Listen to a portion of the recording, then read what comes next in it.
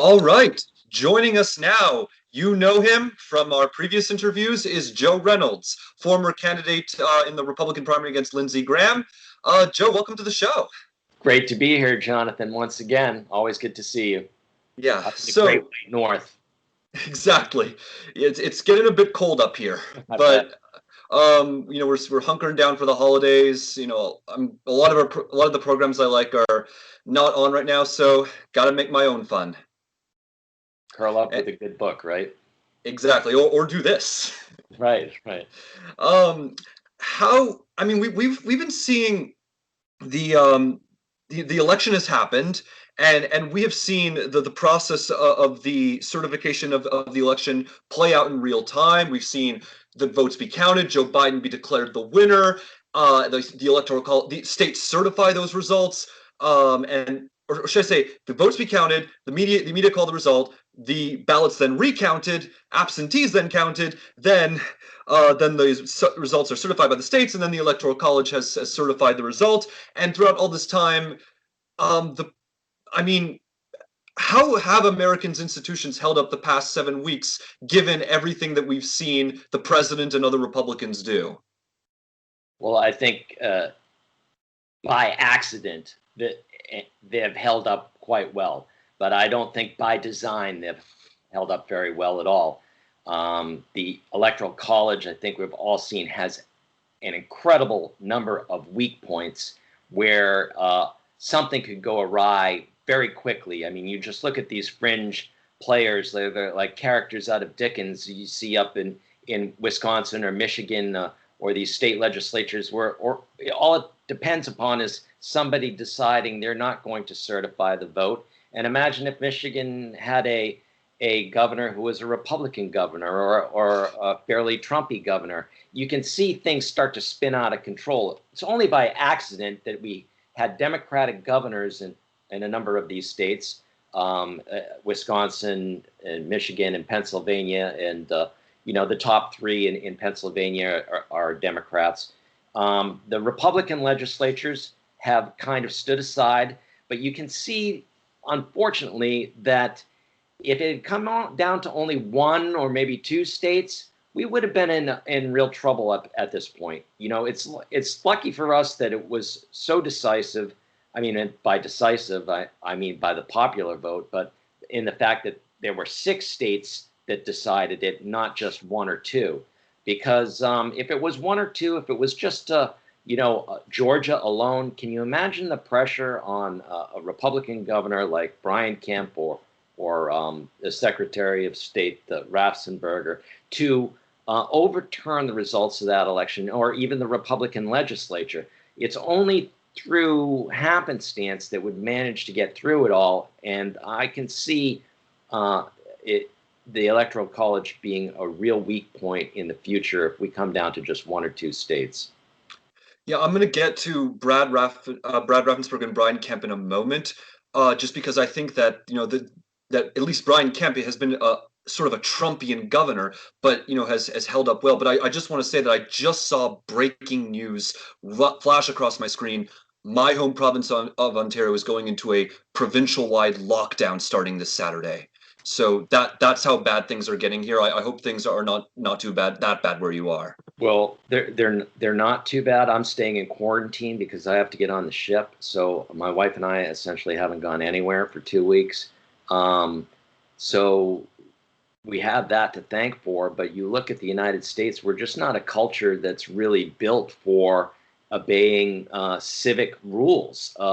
And we never have been. And sometimes that's really to our strength. You look at big tech breaking all kinds of rules and coming up with the companies like Google or Microsoft or Apple and the iPhone, and you look at Netflix and all these kind of different things that they go out and they break the rules, and that kind of rule breaking culture has really helped America a lot and built us into one of the strongest countries in the world, probably the strongest country in the world. However, it's not very suitable for listening to rules, wearing masks, doing what you're told. Our culture just isn't built for it. Other cultures are. I think Canada is very rule-abiding society. You look at Australia, and they've buckled down as well, although it is cut off a lot. It's just one country surrounded by water. Um, but you look at some of these other countries that, like Japan or South Korea, Taiwan, they're more used to obeying rules from authorities. Whereas in America, you look at the Wild West all the way through to today. You look at our Civil War. We're just not a country that's built on the ideas of listening to petty authorities tell us what to do. Unfortunately, it would have helped us, but instead, it's hurt us a lot due to this pandemic. Yeah. One of the things I worry about is the idea that, China's, I guess when they finally responded, their swift response versus America's, patchwork response. I'm worried that's going to become a propaganda tool for those who support a more centralized authoritarian form of government. But we will get to that point later on. But I do want to talk about, Brian Kemp, because he, for a Trumpian governor, I think you might say, he has certainly, been doing the right thing in terms of governing the election and actually certifying the result, as has Brad Raffensperger. And one of the things I wonder is, does that open him up to a primary challenge? Oh, I think absolutely. I think the writing is on the wall for a primary challenge, probably from one of who was the fellow who ran for Senate against Doug Collins? Yeah, it's probably a Doug Collins character, or even a wild card Trump himself. I don't put that aside. If he's in Florida, he could easily move northward. That's just kind of wild idea that appeals to him. He's an impulsive character, and it hasn't really played out for him from the election because these impulses have really made him look like a fool. And you and I were more never Trump all to begin with, and I think the never Trump faction of the Republican Party has pretty much been vindicated since Election Day. The idea that he's going on these wild goose chases, now talking about confiscating machines, but you look at a character like Brian Kemp, who this is the guy who had his long gun out in front of his pickup truck, saying he was going to go hunt down some immigrants. The guy that had threatened his daughter's boyfriend with armed assault if he didn't behave properly. That's the kind of Trumpy thing that got him elected. Also, we do remember that he was Secretary of State beforehand, and there were some accusations from the left, from Stacey Abrams, that there were too many people pulled off the voting rolls, and the Democratic Party suffered for it. Well, now push comes to shove, and Kemp says, well, I can break the law and then possibly be a felon and be put in prison, or I can listen to Trump, or I can just obey the law and gut this thing out for another month and hope it all goes away. And I think that's what he's hoping for right now. The thing that I find disconcerting is the disconnect between fellows like Sperling and Raffensperger and Brian Kemp. Sperling being the guy who said he had a press conference where he said it's all got to stop, these threats against officials. There's a disconnect between, or a wall they've built between themselves and Trump, where it's them. There's some mystery force out there that is occurring that is forcing these people to make these threats against their loved ones, when everyone knows it's Donald Trump that is causing this kind of behavior. And they still are in fear of Donald Trump. And we're going to see what happens after the election, whether he retains the power that, he's trying to line himself up. But, whether guys like Kemp and Raffensperger are vindicated and they hold on to power, or whether, a Trumpy character like Doug Collins gets in there and pushes him out in a primary. Yeah, it's amazing to see, what's happened to GOP. And, it ranges from, the more petty stuff, like, not saying that Dr. Jill Biden is not a doctor because she's not a medical doctor, or for the more just substantive stuff, like just Mitch McConnell not acknowledging that the that Biden is the president-elect until, last week. And to this day, Republicans throughout the party still refusing to do so. And what I'm sort of wondering is, you know, why is this happening, and how do we fix this? Well, they look at it as a risk reward thing. What's the risk and what's the reward? What's the incentive? What's the disincentive? And so far, for 5 years, they've seen that there is no penalty to be paid. There's no price to be paid for this kind of poor behavior. It used to be where you would get shamed and in the media, or you would get shamed by your colleagues, or you get shamed by your voters, and that would bring you to heel. Well, now they've learned their lessons from the president, where they understand that they can, even Democrats as well. You look at Governor Northam in Virginia, and he ran into trouble with the blackface. They've seen that there is no penalty to be paid for keeping their mouth shut, keeping their head down, and just carrying on with their lives and hoping for the best. Where there is a huge risk for them, or an unknown risk, to go back to Rumsfeldian rhetoric there, and an unknown where they don't know what could happen to them if they did buck Trump, if they did stand up to him. And that's a problem here with the GOP, is that we don't have leaders who are looking for solutions to problems. We have too many leaders who are just looking to the electorate to get their cues from the electorate. I met a lot of MAGA people out there, and when you talk to them one-on-one and you describe to them, your platform and your honesty and your decency, they do respond to leadership like that. Unfortunately, these guys don't see it that way. They've been put in a position of power. They've remained there. They don't see that they've paid any penalty. Look at a Marco Rubio. You're waiting for a Mitch McConnell or a Marco Rubio or to step up and say enough is enough. And they just don't see that there's any penalty to be paid. And you know what? They're probably correct. There's a low attention span of people with politics, and they've been a little bit disgusted with it. And I think a lot of people, unlike you and me, turn politics off once the election is over. The vast majority of our citizens don't really follow politics that much. And when they go and they finally pick their heads up, it's a couple weeks before an election. So. Although I did see something encouraging today, that apparently turnout so far in the Georgia runoffs is only 6% lower than it was in this year's presidential election at that point. So it Well, seemed. that's good for the Democrats at this point. I believe what they say the line is at 8 to 9%. If it goes down any more than 8 to 9%, and then they won't be able to overcome it on election day.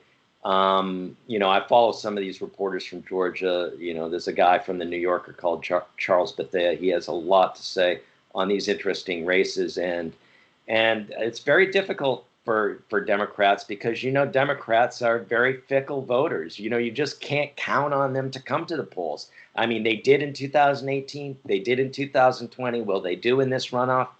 I don't know. What's your take? I mean, well, it's actually really interesting to see because, and I definitely want to talk about the transition at a certain point, but let's talk about this because I thought, immediately as soon as we knew it was going to be a double runoff, I figured the Republicans were going to be favored because of everything you said, that the Democratic electorate in Georgia being, unreliable in non-presidential elections, and but and the fact that they really only turn out when there is a Democrat on the ballot for president. But what we're seeing so far, at least from what I'm seeing, is engagement that is like I said, approaching the level of this year's presidential election, and the polls seem to actually indicate that this is going to be really close. And I should point out, we often talk about, oh, the polls were really off, this year. You remember how off those polls were? In Georgia, they were actually quite accurate. That was actually one of the states they got right, and so and because they're showing very close race, maybe even with a slight advantage for the Democrats. And I'm not prepared to say that, but I do, however, think maybe that Purdue is going to do a bit better than Loeffler. But I mean, it's really fascinating to see the races develop the way that they are. Yeah, you do have two. They don't. They're not really superstar candidates for the Democrats. They're not really shining stars. This isn't like an Andrew Yang and a Pete Buttigieg running against them. You might see that you might have a better shot at it, but or even a Stacey Abrams running for senator. But you're right about the polls. I got pushed back on that. I said, oh, another poll showing Democrats up by roughly half or 1% in the polls. It has been relatively. Is that correct? Yeah. Yeah, and I pushed back and I said, oh, another poll. But somebody did remind me, as you just did, that Georgia was one of the few states where the polls were accurate, relatively accurate, and Biden won by a small margin, and the Georgia polls had him up by a very, very small margin, or even. And so people are hoping that these polls turn out again. I have to say that things are stacked up against the Democrats. Democrats are always hopeful. You remember looking at the state of Texas this season in 2020 and thinking, well, everybody is coming to the polls in Houston and in Dallas and the big cities, and they're having millions of voters turn out. But in the end, it still didn't matter. The GOP cleaned up, and President Trump won. And on a runoff election like this, we've seen the history of the Democrats. They don't turn out like the Republicans do. They're fickle voters, and I just have a feeling it's going to turn out that way again. And it's going to be GOP. Wow. We'll have to see what happens. And I should point out that the polls, in Texas, I think that was the one you mentioned, right? Yes. Yeah, that they were actually suggesting that Trump was going to win, but I think he ended up winning by a slightly larger margin than what people were anticipating. Yes, I think he won by 5% or 6%. Yeah, 5% or 6%. Yeah. And I think this personally has implications. Going into 2024. I was saying this today on Twitter that the thing that Democrats are probably not going to control Congress after 2024, and the reason is this: first of all, the House is almost certainly going to flip in 2022. You would agree with that? I would say it would be very difficult for a Democratic presidential administration to hold on to a House 2 years into their administration. We've seen it time and time again with Clinton, with Obama. People just come out and say, you know what, this isn't the way we want to go, and the Republicans managed to, pull their base together and send people to the polls. So my guess is that it will be a Republican House, but it possibly will be an even or an even Senate, because 2022 is a tough year for Republicans. Yeah. But as you mentioned today in your Twitter feed, that will change again in 2024 when Democrats have a tougher time. So, everything really is, you look at the big picture, you look at the trends, you look at everything. Everything is stacked up against the Democrats. You look at these Sun Belt states like Arizona, like Florida, like Georgia and Texas, and you think, well, these could flip to Democratic states the way Virginia and Colorado did, like on a dime. So, Though but Florida did go the other way. I think that they'll take longer to change to Democrat than people think they will. And the problem is that states like Wisconsin, not necessarily Michigan, but Pennsylvania and Wisconsin will probably trend more to the red quicker than these Sun Belt states, and it just goes to show that, these electoral college victories will continue to trend Republican, even as the gap grows wider and wider with the popular vote. You look at Hillary Clinton won by 2 million, and she lost by 77,000 votes. Now, Biden only won by 44,000 votes, but he won by 7 million in the popular vote, 4.5%. So these trends on the Electoral College really kind of satisfy the Republicans, and that's why none of them really care anymore about getting majority. I like to think that we could at least try to appeal to a majority of Americans and show that this is the message that is aspiring. But it seems like gaming the system is more our angle right now, especially with these voter suppression tactics and these electoral college maneuvers. What I find funny about the Electoral College was the fact that Trump won the Electoral College without winning the popular vote. And if you look at the reasons why the founders initially established the Electoral College, it was to, according to at least I think Alexander Hamilton, to stop someone like Trump from getting into power. Right, right, right. They didn't want these demagogues coming into power, and Hamilton or Madison or Hamilton, I'm not sure which. I think it was Hamilton. Said we want to prevent these types of characters from getting a sway on people.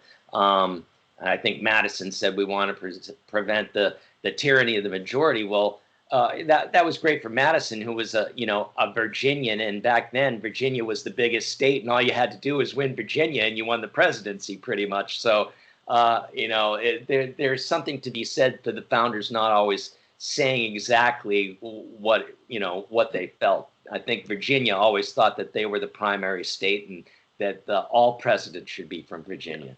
If for those who just very quickly, those who are not aware why Democrats have it so bad in 2024, well, first of all, 2022, Republicans could theoretically win the House on redistricting alone. And in the Senate in 2024, there are 8 Democrats, 3 of whom are running for re-election in states that Trump won by 8, 16, or 39%. And there are another 5 who are all running for re-election in states that Biden won by less than 3%. And there is no Republican in a comparable situation.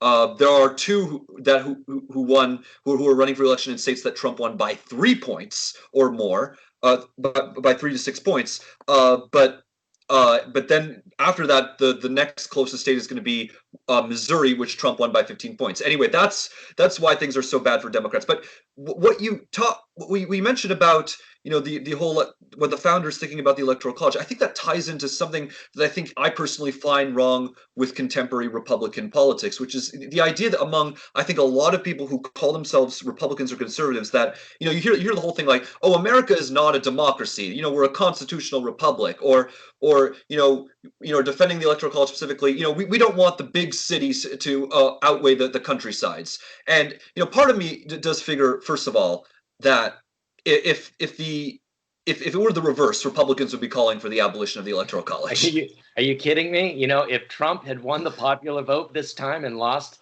the electoral college, the electoral college would be over in 5 minutes. It'd be done. It'd be Yeah, gone. but So it would be gone before the college votes were cast. exactly. But And so they're gaming the system. How long can it last? Well, it can last for a little while longer, and that's all Mitch McConnell really cares about, and Marco Rubio and Ted Cruz. And they think there's no penalty to be paid for this. You look at a guy like Mitt Romney. I saw him on the Sunday shows. He got a higher percentage of the popular vote in 2012 than Donald Trump did in 2016 or 2020. After 2012, there was hand wringing in the Republican Party. There was the so-called autopsy report looking at what they needed to do, especially reaching out to Hispanics and African Americans. And guess what? Trump lost the popular vote by more than Romney did, and there's nothing to be said. So although they probably feel confident about their chances coming up in the next presidential race. They feel confident about their Senate and House victories. The redistricting, of course, California is going to lose a seat, Texas is going to gain one, Florida is going to gain one, Michigan's going to lose one. So they probably feel confident in that. But how long can it continue? How long can you keep doing this where you're at 47%, you're at 46%, you're at 45%, and you keep winning elections? Sure, the people won't stand for it, but there's nothing. There's no constitutional amendment that will be able to be passed because Republicans, it's in their favor, so they don't want to lose that advantage. If I was Mitch McConnell, I wouldn't either. But there's going to come a point where they can't game it anymore. It's just not going to work. Maybe that's 8 years, maybe it's 12 years, but there's an end point, and it is in sight. yeah, I mean, I wish I shared, your optimism. It's just that one of the things I worry about is that the gains that Trump actually made with Latinos this year, and if you looked at the guys on election Twitter, this was nearly across the board. There were cities where Republicans were getting single digits, and then Trump got into the double digit range in some of those areas. And one of the things I worry about is that while Trump himself lost, that Trumpism may very well have been vindicated. That's something I worry about. Well, there is an element of that, but what is Trumpism without Trump? I think that's what the Republican Party is trying to figure out. What actually is it other than listing and airing your grievances over and over? Is there a policy prescription? No. I mean, I know they're trying to shoehorn this idea of national populism into the empty vessel of Trump and call it Trumpism, but I don't know if it's going to stick without the man himself. Right. He's a uniquely qualified politician, and I don't think characters like Ted Cruz, Marco Rubio, Josh Hawley, Tom Cotton, Nikki Haley, I don't think they really can fit into his shoes. I mean, Josh Hawley is and Marco Rubio are sort of trying to tack a line of the Republican Party being a multi-ethnic working class party, I guess is what they might call it. And that could be good, but what does the party stand for? Is it going to continue to oppose free trade? Is it going to continue to support subsidies? Like, what happens? Does the Republican Party, is it going to continue to embrace free market principles? Like, or do we need a new party to stand for that? Yeah, it's a bit schizophrenic right now, and there are still elements of the big GOP corporate class in there in office, keeping their heads down, not taking incoming fire and just getting reelected over and over again. There are elements of the Trumpism, the people who just air grievances and have nothing else to offer, like your QAnon candidates and people like that. And then there are people who are trying to, shoehorn this idea of national populism and a working class ethnic party into this term called Trumpism. I don't think a guy like Josh Hawley, who is he's not a man that has a lot of street credibility. He barely even lives in the state of Missouri. He's certainly clever enough. These guys are clever. You look at Ben Crenshaw; they're smart guys, and why they are just glomming onto this is fear of their own voters. And what you really need to do is you need to have people like John McCain who tell the voters, who lead the voters, who say, this is the way, this is the right way, this is the way we want to be as a country, this is the way we want to go forward. You don't want leaders who go up there and say, hey, what did you say on Fox yesterday? You said there's going to be no more Christmas. Well, we're bringing Christmas back. And for a guy, happy Hanukkah to you, by the way, for a guy who's a little bit late, but thank you. this we're canceling Christmas thing. You probably say, really? I don't think that Christmas has been canceled from where I'm standing. Right? It seems alive and well from where I am. Anyway, let's talk about something a bit more optimistic. Let's talk about the transition on the Biden side of the equation. Because, we've been talking about how Trump has been trying to, Republicans are trying to undermine the transition. But let's talk about how it's actually going. Because, his cabinet seems to be shaping up. And one thing that strikes me is that he's picked quite a few members of Congress to be in his cabinet, like Deb Haaland and Marcia Fudge. And one of the things that I guess strikes me is how thin the Democratic majority is, and the fact that there are, as someone as I think Dave Wasserman pointed this out, that he has a potential bench of talented picks from the Democrats who just lost re-election that he could pick from without endangering the House majority.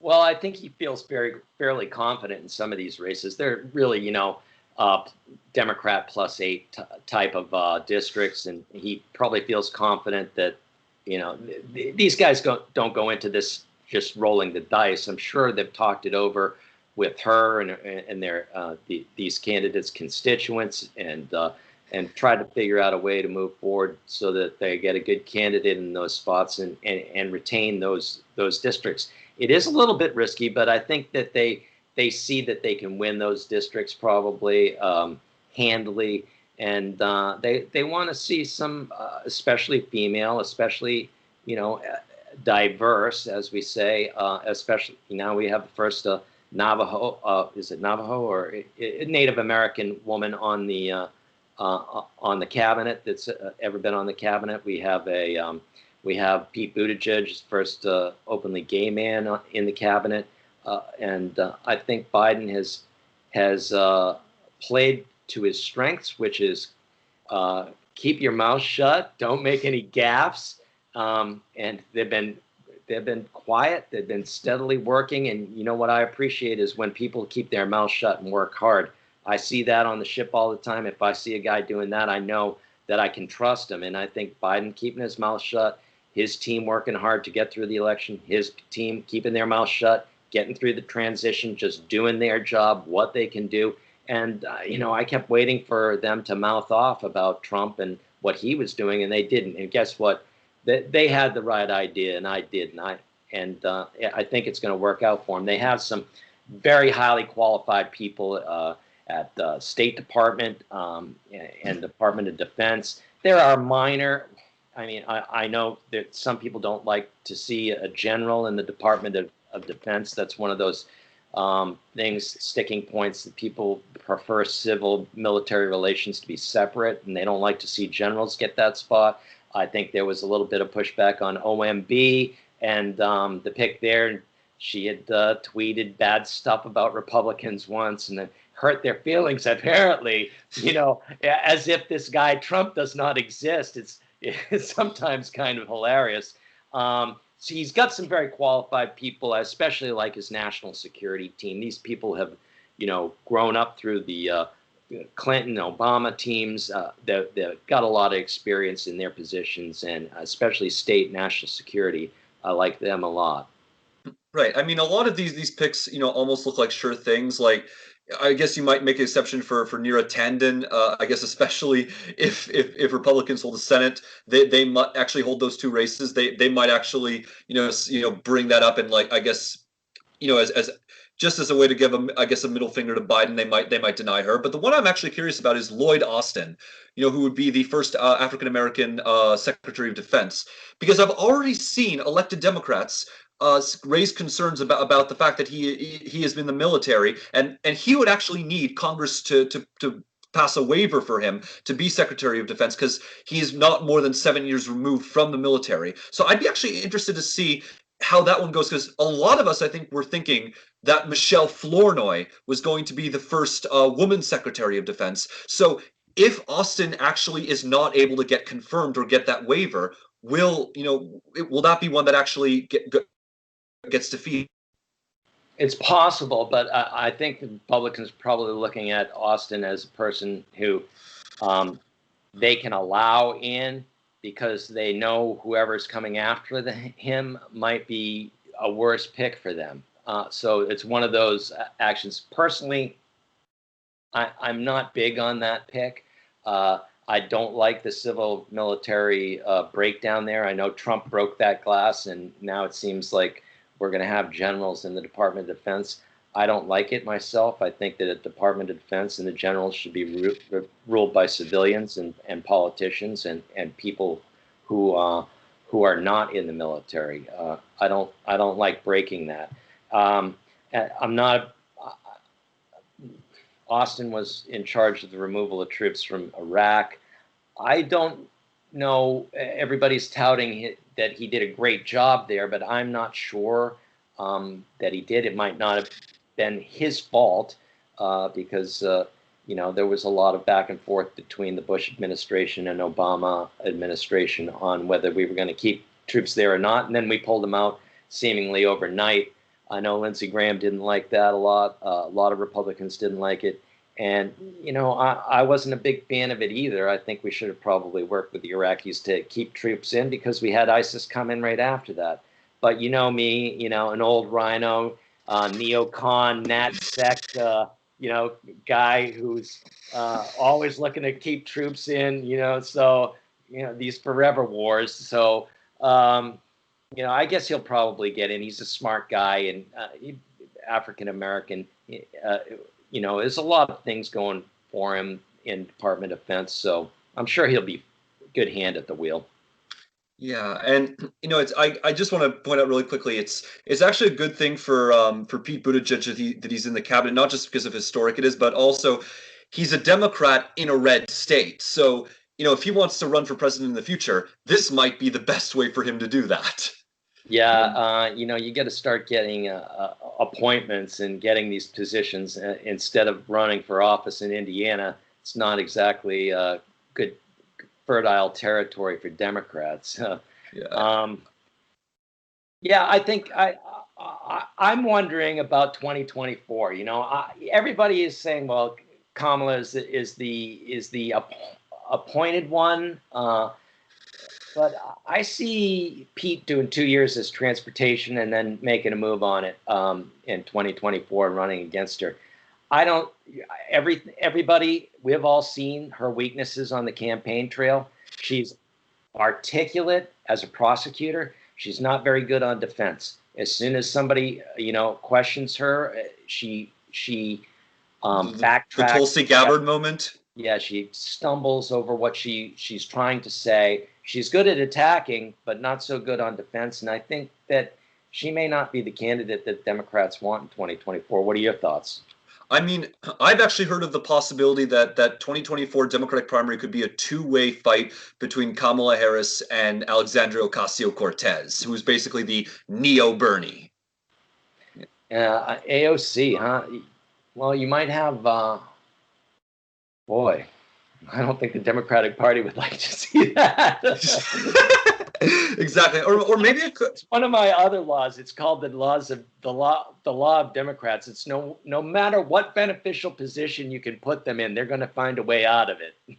I mean, historically, and this is true in both parties, the vice president is usually the candidate with the best chance of winning the nomination. Although, mind you, if that were the case, then his history would suggest Mike Pence is favored to be the Republican nominee in 2024. Yeah, I think Pence probably has the lead. Who knows with Trump? I think that once he doesn't have that bully pulpit, that there'd be a lot less attention paid to what he does. But if he senses that's his superpower. If he senses that less attention is going to be paid, maybe he makes a play for Georgia governor. Maybe he makes a play to be a senator. Maybe he makes a play to be do something else that is going to make the Republican Party sit up and take notice of him. Yeah, the thing is, I'm a bit skeptical that Mike Pence can actually get the nomination. I feel like he's too soft-spoken, to be quite frank, for the Republican electorate who wants, someone, I guess, with more machismo, I guess, than Mike Pence would have.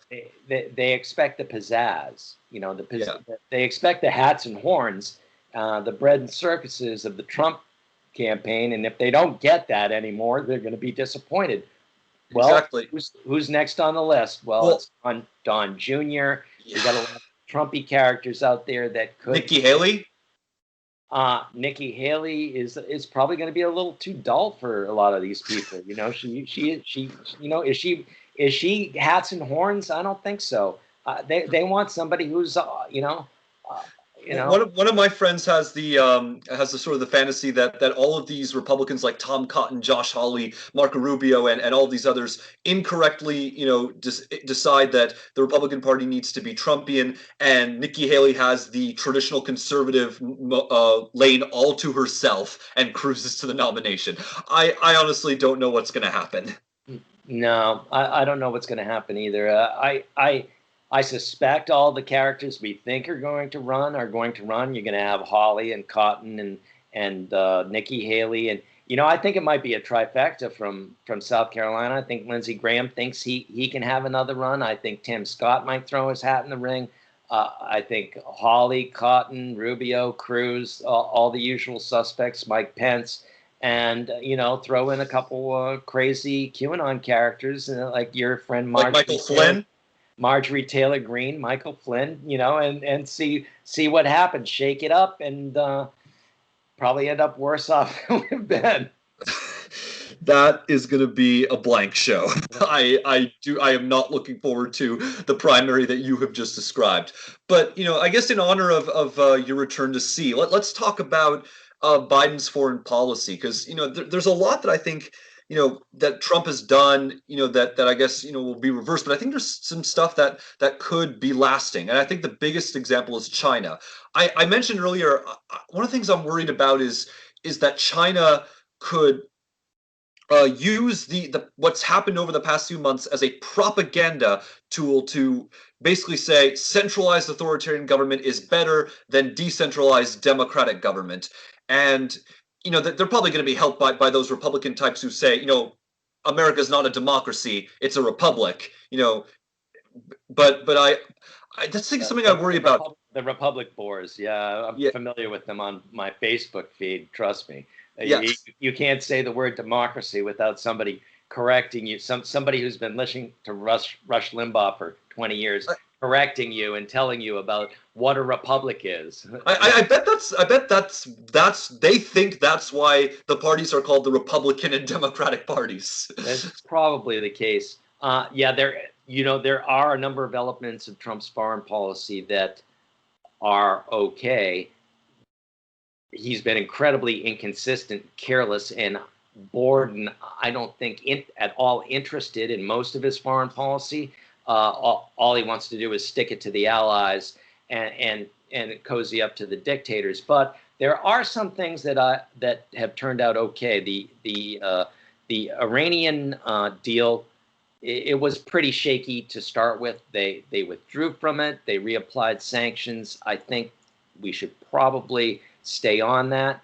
The Paris Climate Accord, there's no penalty for us for rejoining. We should rejoin. We should attempt to meet the standards that are set.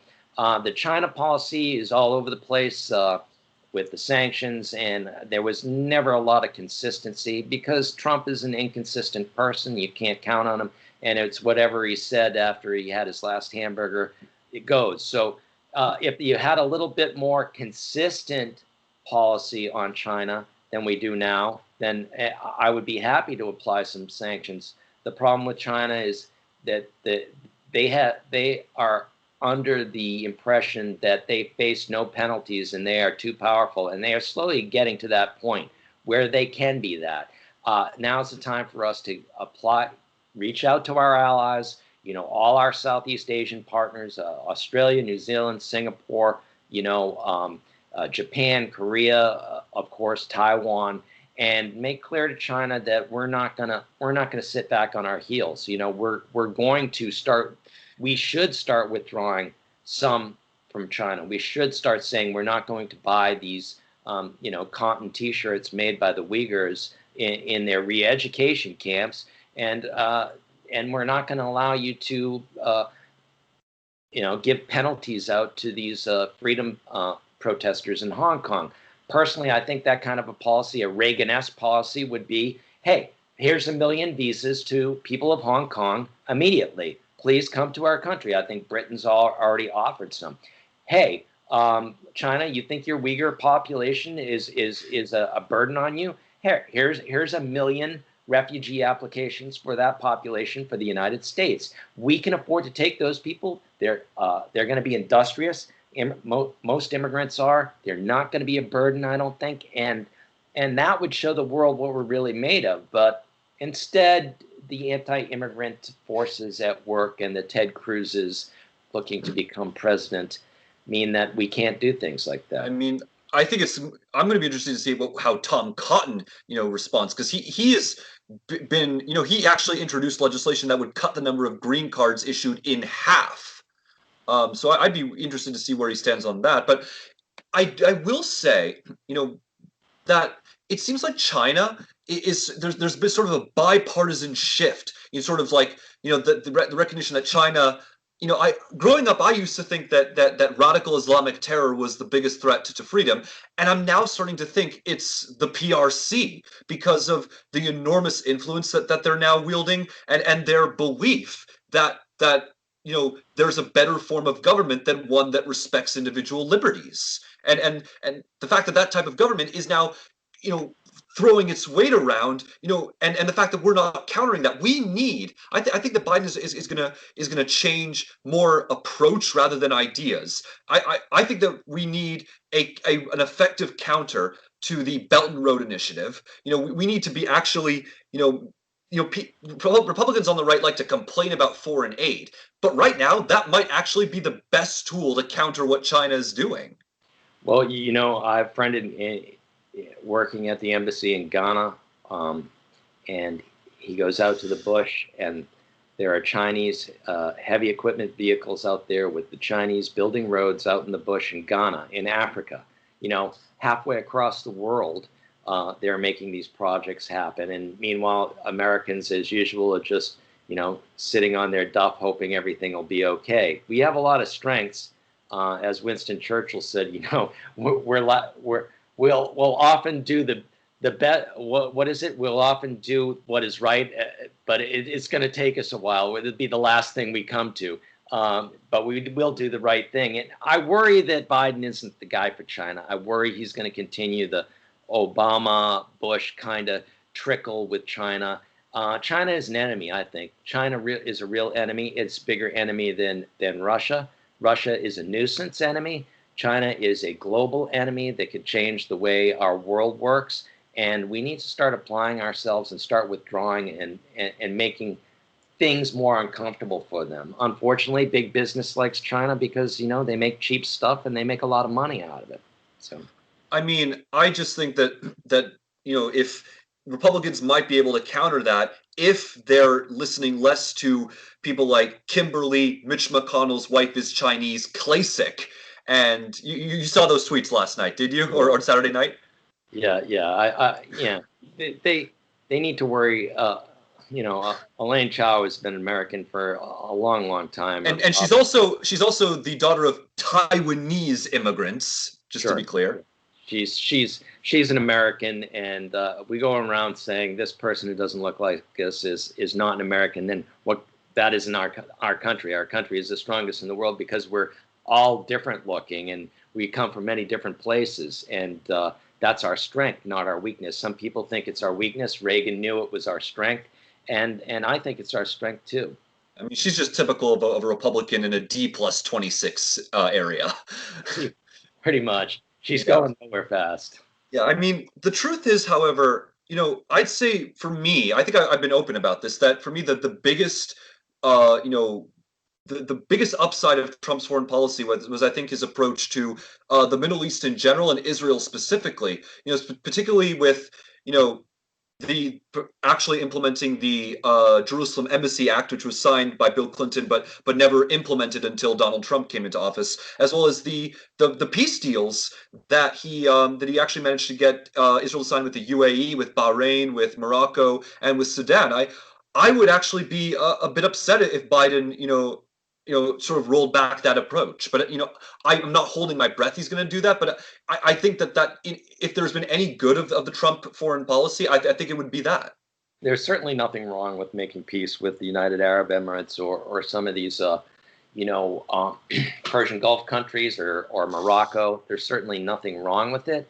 I'm like a lot of Americans in that I think I didn't realize Morocco and Israel were at war because, they weren't lobbing missiles at each other. Obviously, they didn't formally recognize. There are strained relations between them for, since Israel's founding, and it's great to have more countries recognize Israel. Get back to me when you have a peace deal with Syria or when you have a peace deal with Hezbollah or Iran, because I think that would be, a really good one. Obviously, we can build on these things, but I don't think that they're an achievement, which is better than nothing, but I don't think that they're going to bring everlasting peace to the West Bank.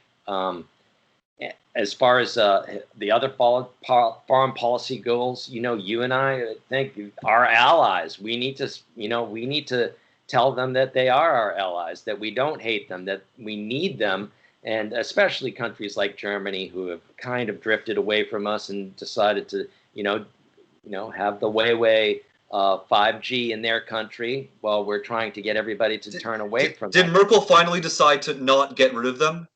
Well, I think they're still bringing in Huawei in Germany. I think that Germany is also still on track to bring the Nord Stream 2 pipeline Ay, from ay, ay. Russia. So Germany is a country that is looking out for its own economic interests. It feels that it's strong enough to do that. It feels like it's the strongest in the European Union. As America, we got to be able to say, with our other allies to Germany, listen, if we want to make things better with Russia, we need to start applying some pressure there, and we need to start. You need to start helping us with China because we need some help. We need help with all our allies on China. We can't keep, putting sanctions on them and then going to North Korea and saying that this guy's our best friend and we fell in love. Yeah, I mean, the truth is, when it comes to China, I have not changed my position on free trade. I just do not support the idea of free trade with China anymore because of everything that we've seen happen. But I also happen to think, by the way, that there are things that Trump has opposed that would actually help to contain China. Case in point, the Trans-Pacific Partnership. You Right. remember that? That Yeah. that trade deal? Well, we should have stuck with that. It had some flaws, but we should certainly start taking a look at it again. Labor unions didn't like it, and Hillary Clinton herself came out against it. there were some flaws with it, and maybe we can make a better one. We should be able to make a better one. And you Yeah. look at Britain now. Britain now is adrift from the European Union. We need to probably uh, quickly engage them in a trade deal. I know we don't want to incentivize countries to separate from the European Union, but what's done is done. The eggs are broken on the floor. It's time for us to clean up and maybe develop have Britain join us in the North American Free Trade Agreement or something big like that. We need some bold vision. Unfortunately, I think we're going to get back to where our Obama years, where Mitch McConnell sees there's no penalty to be paid for obstructionism, and it's worked for him in the past. It's probably going to work for him now. Yeah, I mean, although I do have a bit of optimism, for some reason, I think that the term that Mitch McConnell was just elected to may very well be his last. Sure, but who's going to replace him? I mean, John Cornyn. He isn't exactly um, much less of an obstructionist. Still, it's 6 years. That's a long time to be leader of the Senate majority or minority, and he can do uh, a lot of obstruction. It seemed to help him in the past, and he thinks it's going to help him again, probably. So this idea that Biden thinks things are going to be rosy, I think, is foolish.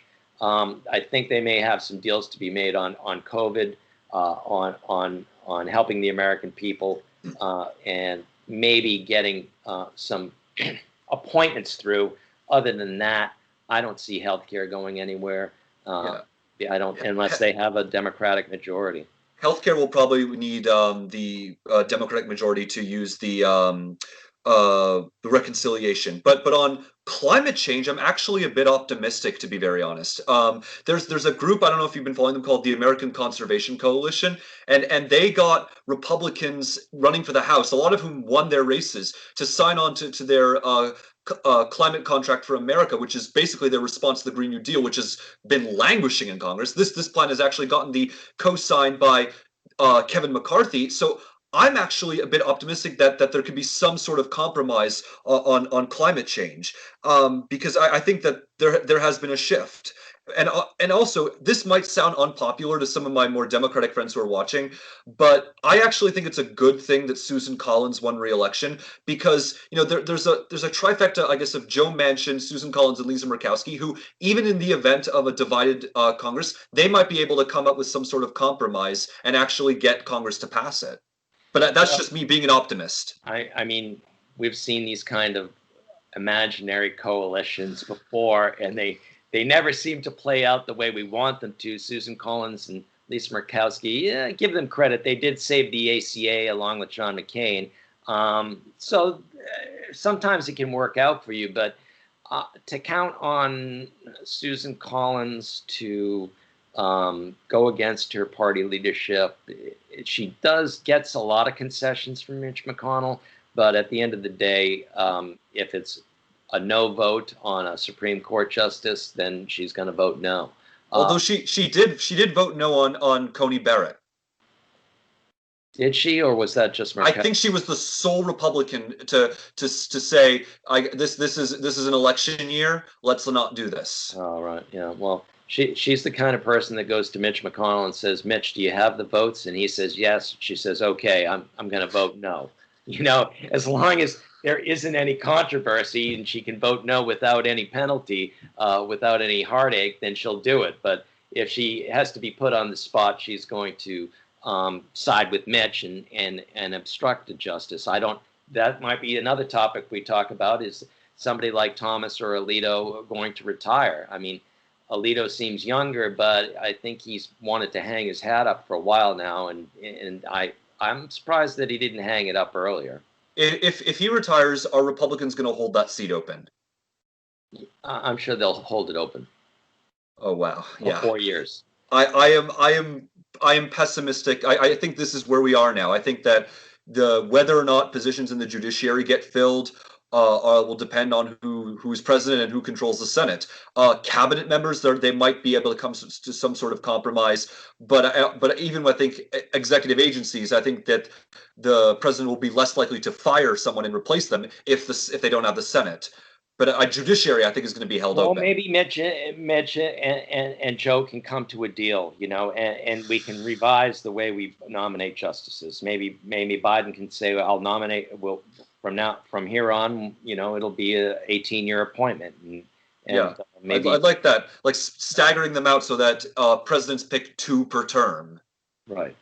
Yeah, I like that too. I mean, it doesn't say life in the Constitution. It says something that is interpreted to mean a lifetime appointment in good standing or something. As long as the member is in good standing, they can continue, and that has been interpreted to mean a lifetime appointment. I don't think these lifetime appointments on the Supreme Court are great for us. I think you see all the fights we have. If we're a divided government, we're never going to get another justice appointed. You could have 6 of them die on the court, and have only 3 left before it would happen. The ironic thing is that if Republicans had actually confirmed Merrick Garland, they would actually still have a conservative majority on the court today because of Coney Barrett replacing Ruth Bader Ginsburg. So that's what I find a little bit ironic is that Well, they got 3, and they got 3 instead of 2. I mean, Mitch McConnell hit the jackpot. I don't think Donald Trump really cares one way or the other. It makes him look good, but I don't think he's a person that's very much interested in politics. He's not really interested in foreign policy. He's not interested in domestic policy. He doesn't really know what any of this stuff means. He just likes the pizzazz of his rallies and the adulation. Unfortunately, that's where we are as a nation. Not very serious. Yeah, I mean, it feels like we're beating a dead horse now, just talking about the whole process. But I've sometimes wondered, would it have been better if Republicans had held hearings for Merrick Garland and then voted him down? Yeah, as they say on the ship, if ifs and buts were candy and nuts, every day it'd be Christmas. So Yeah, I mean, yeah, you can do all these counterfactuals, but I mean, this is the world we live in. If it's a Republican Senate, they're not going to vote on. If Judge Thomas dies, in February, they'll hold the seat open for 3 years. yeah. I mean, I do want to end this off, by the way, on a positive note. I realize you might have places to be, so but I do want to end this off on some sort of positive note. So how are we going to do that? Well, we got the vaccine coming, and Of course, everybody that's is saying perfect. amen. And hopefully, I got a James Taylor concert to go to on July 4th in Western Massachusetts. It's an annual event, and I'm hoping that I can go to the James Taylor concert on July 4th with my wife and my daughter, and we can have a good time. So I think the vaccine is coming. We've got another Moderna vaccine out, should be starting to ship out today. And I think that once we get the legs on this thing, that our innovation and you know, look at the drug companies I always complain about. They came through for us. So, you know, we put one on. We put one on their marker there, and good for them. Yeah, I'm hoping that by this summer I'll be able to visit a special someone in Atlanta, and Oh, I'm it's that really that American girlfriend, huh? I've heard we have the Canadian girlfriend, the mystery Canadian girlfriend no, down no, no, the mystery Canadian girlfriend is American.